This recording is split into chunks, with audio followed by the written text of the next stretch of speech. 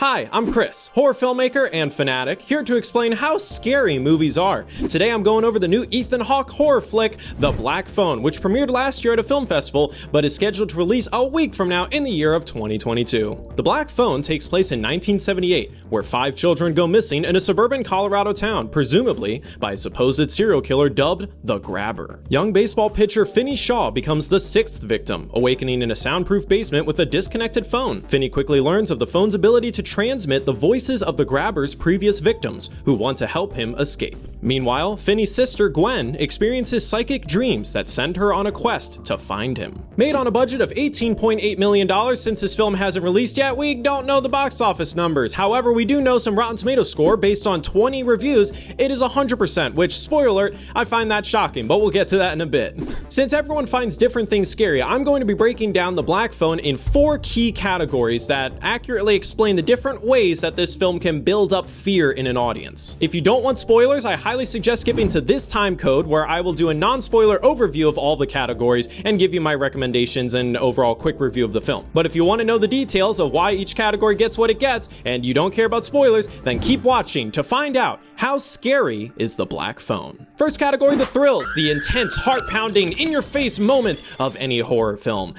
The Black Phone is kind of in the middle, I would say, with thrills overall, because, the film actually takes a while to get going before he finally gets kidnapped, and once it happens, then there's this overall tension that's built while he's in the basement, but there aren't too many times where things are getting thrilling. But I will say, when things are heart-pounding, when he's trying to escape, when he's pulling the windowsill out, when he's, listening to the conversation and trying to figure it out, and he's digging his way out, there's all kinds of little moments here and there where the energy starts pumping up a bit. Definitely, though, the threat and danger really starts kicking in when the first escape sequence, when he actually manages to escape, that was pretty thrilling and definitely gets the heart pounding a bit. And then, of course, you have the final showdown where it all actually has a really cool climax, which was definitely very thrilling. The film also had a couple jump scares that actually got me. The first jump scare, I think in the whole movie, honestly, it was the ghost kid appearing behind him while he's on the phone. That got me. That was one jump scare that I actually thought, it actually got me a bit. There was also another jump scare with the sister riding her bicycle near the end of the movie, and then a bunch of kids appear in the middle of the street. I remember that one kind of got me a bit. There was probably like 3 jumps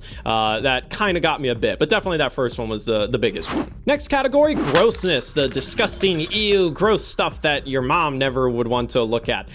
This film is very tame with the grossness. There's really nothing to talk about, honestly. You got a little bit of blood, some violence with Max's death. That was kind of gruesome, I guess. And then the dead kids, but there's nothing overtly gross about them. It's kind of the makeup and stuff is pretty tame. There's not like huge gash wounds or whatever that's like, oh my god, that kid really got murdered. Like, no, it's just, ghost kids basically. And then Finney has to drink toilet water and like eat scrambled eggs off of the floor. I guess that's gross, but yeah, it's pretty tame. Nothing much here. Next category, shock value, the disturbing content that surprised you. You didn't expect the film to go that way. This film's kind of tame a bit on the shock value, especially when you picture, the main plot of, okay, a kid is kidnapped by a kidnapper. What is a kidnapper gonna do to the kid? He never really did much, honestly. The kid's kind of left alone and never really bothered for the most part. In fact, most of the shock value of the film came from outside of being kidnapped. In the beginning of the film, early on, we learn the dad is kind of like abusive, but we just legit see him smacking the heck out of his daughter, who's like 11 years old, 10 years old, and the girl actress did a great job, like crying and really being upset, and that was actually kind of shocking. That like legit felt like a parent abusing a child, and like out of a straight drama Oscar bait film. That scene actually kind of got me a bit. And then going back to Max's death, I can't show it because I don't have the footage, and also the film hasn't come out yet, so I'm just going to be showing trailer footage over this. But Max is a character who comes on later in the film, and he's not super important, but at the end of the film he goes to maybe save the day, but then gets axed. Literally an axe right in his head, and it's actually pretty well done. That was probably the most gruesome part of the whole movie. That just right there, it was like, whoa, okay, that dude's dead. And yeah, so that was a little shocking, just the way that it was handled. It was punchy. And then this is funny, but shock value, I did not expect the little girl to say some of the lines of dialogue that she was given. She said some hilarious R-rated lines of dialogue throughout the film that made myself, my friends, and the whole audience in the theater laugh. That was surprising surprising. So sure, you get a little bit of boost for the shock value just because I didn't expect a little girl to say those lines of dialogue and to sell it really well. The girl did a really good job of selling that. Final category, atmosphere. Possibly the most important category. The overall tone and feeling of this horror film, you know? Is it really building up that fear?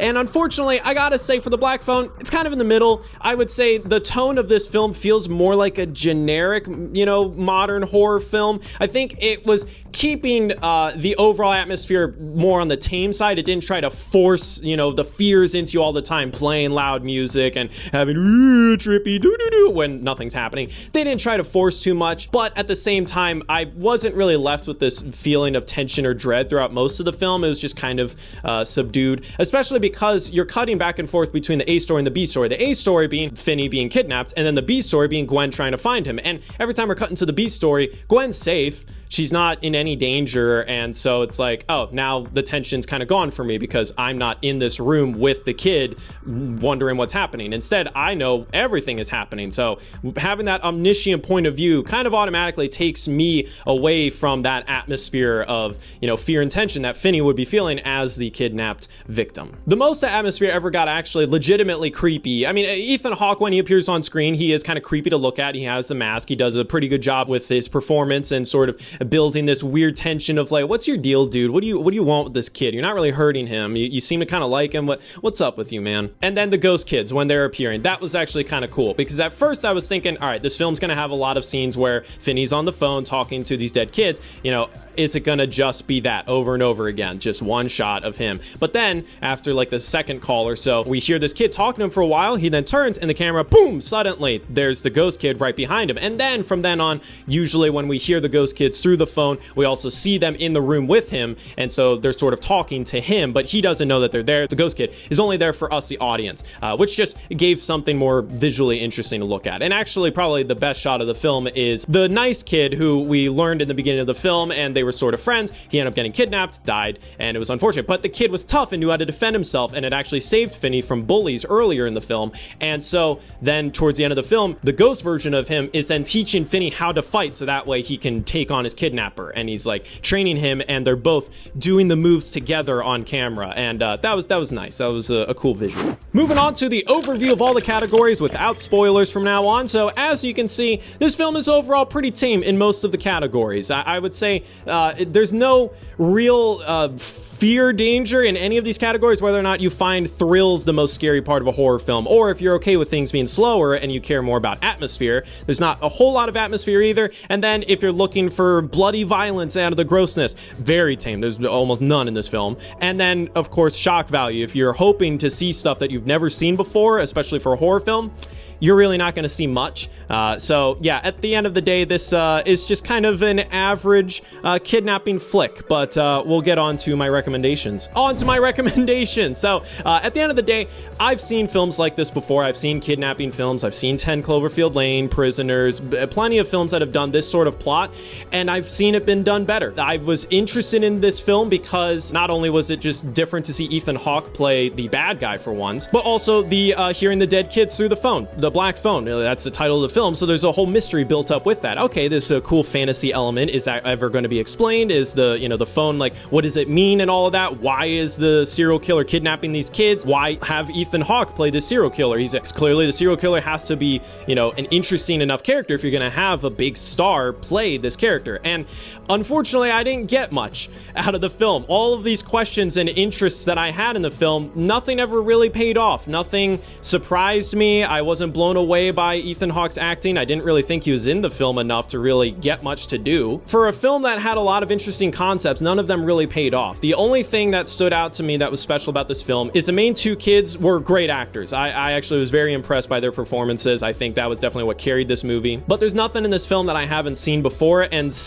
been done better, basically. So my recommendations, horror buffs, you've seen a film like this before. You're not going to see anything new. There's nothing extra scary about it whatsoever, so I honestly would skip it. If you're a horror newbie, sure, this one's maybe a solid little horror flick to kind of spook you a bit. It's not going to overly blow your mind or anything or scar you for life, and it is about like real life scenarios because it takes place in the 70s, so, you know, kidnappings were very common back then and it was all over the news, so it's kind of cool to just like put yourself into that time period and be immersed in that world for a bit. And finally, sometimes I like to include this. Parents, if you're watching this video wondering, all right, is this horror film going to be too much for my kid to watch? I don't think it will be at all. The only reason this film is rated R is because of language, and there's like a fair amount of language, I guess, but a lot of it's done in a comedic way, honestly. But maybe that's just because I'm an adult. But yeah, the usual horror cliches of, you know, bloody gore and violence, is none of that in here. There's no huge big jump scares or shocking things that are mentally scarring. There's none of that. It's just a pretty tame horror movie. And that is how scary The Black Phone is. I will also be doing a video giving my full detailed review of the film because I want to really go in depth since this is a film that hasn't fully come out yet. Wanted to do that for the first time for this channel. Comment below any other films you would like me to go over, old and new, and subscribe for more of these How Scary videos. Thank you very much for watching. See you in the next one.